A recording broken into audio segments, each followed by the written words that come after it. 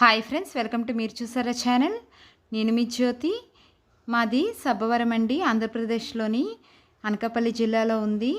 ఆ సబ్బవరం గ్రామంలో భువనేశ్వరి దేవి ఆరాధనా పీఠం కూడా ఉంది.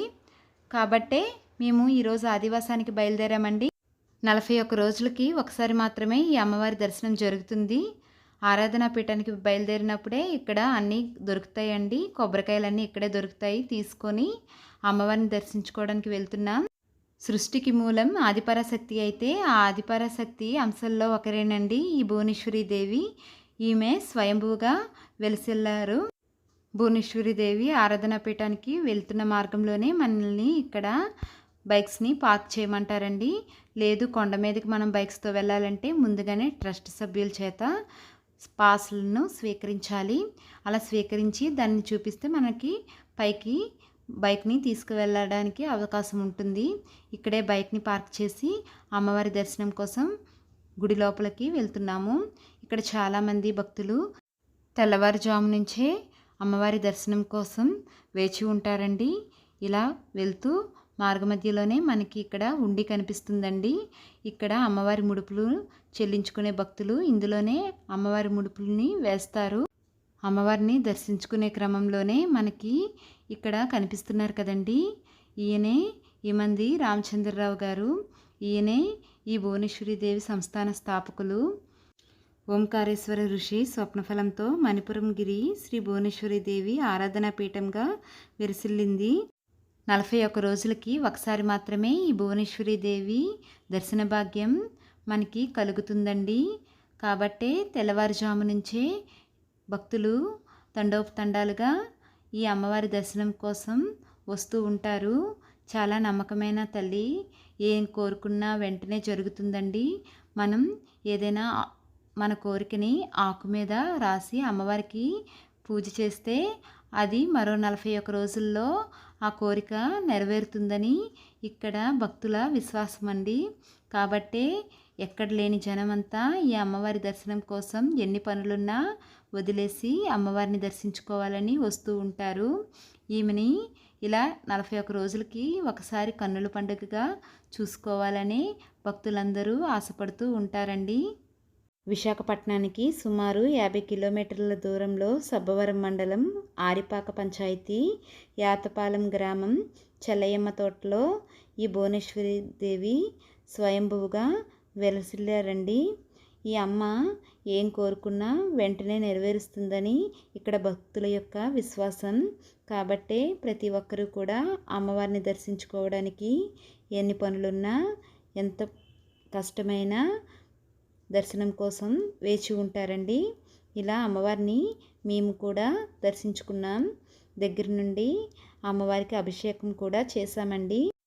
ఇక్కడ భక్తులకి అవసరమైన అన్ని సదుపాయాలని కూడా కల్పించారండి. ఈ భువనేశ్వరి దేవి ట్రస్ట్ సభ్యులు ఎంతో అంకిత భావంతో ఈ భువనేశ్వరి దేవికి సేవ చేస్తూ ఉంటారు. భక్తులకు కూడా సేవ చేసే భాగ్యం కల్పిస్తారండి. ఇక్కడ చూస్తున్నారు కదా, తులసిమాతకి పూజలు చేసుకొని పైన ఉన్న అమ్మవారి దర్శనం కోసం వెళ్తున్నాము.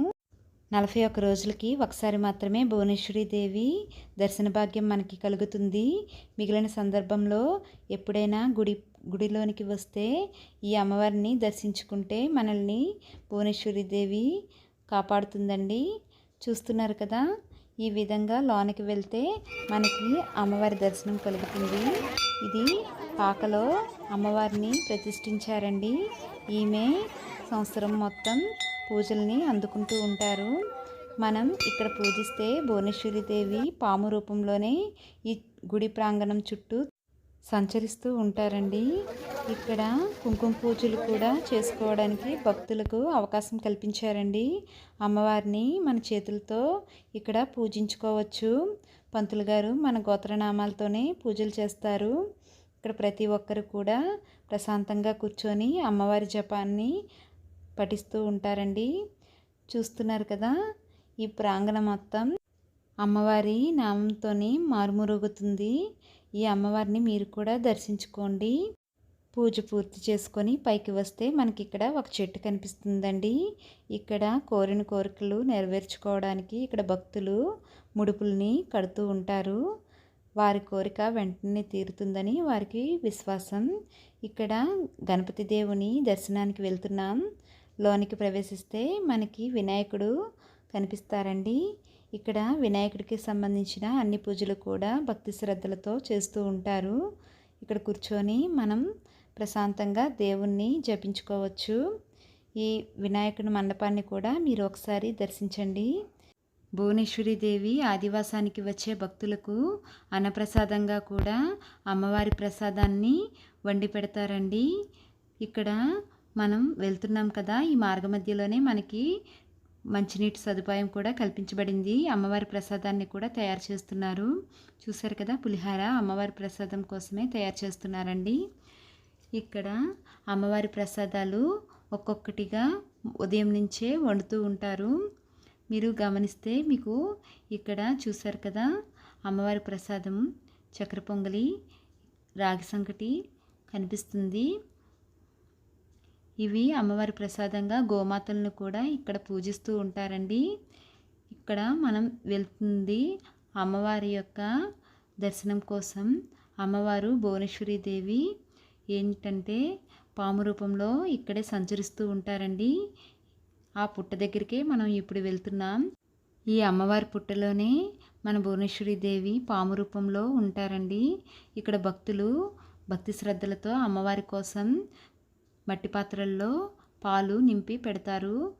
తర్వాత అమ్మవారు వచ్చి ఆ పాలను స్వీకరిస్తారని ఇక్కడ భక్తుల యొక్క విశ్వాసం.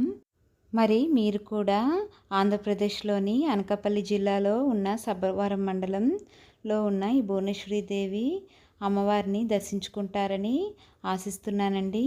ఈ అమ్మవారి యొక్క కృప మీ మీద కూడా ఉండాలని కోరుకుంటున్నాను. అంతేనండి. నేను మీ జ్యోతి.